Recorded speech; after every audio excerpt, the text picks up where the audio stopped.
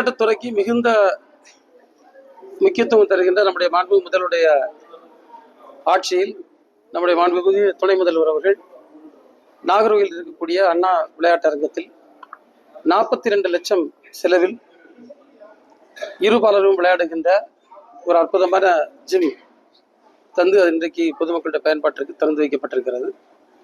ஏற்கனவே இந்த ஆட்சி பொறுப்பேற்ற பிறகு விளையாட்டுத்துறையில் மிகப்பெரிய முன்னேற்றம் ஏற்பட்டு இன்றைக்கு மாணவர்கள் மாணவிகள்லாம் நிறைய அவார்ட்ஸ் எல்லாம் வாங்குகின்ற அளவுக்கு தமிழ்நாட்டுக்கு பெருமை சேர்க்கின்ற விதத்தில் தொடர்ந்து நடைபெற்றுக் கொண்டிருக்கிறது.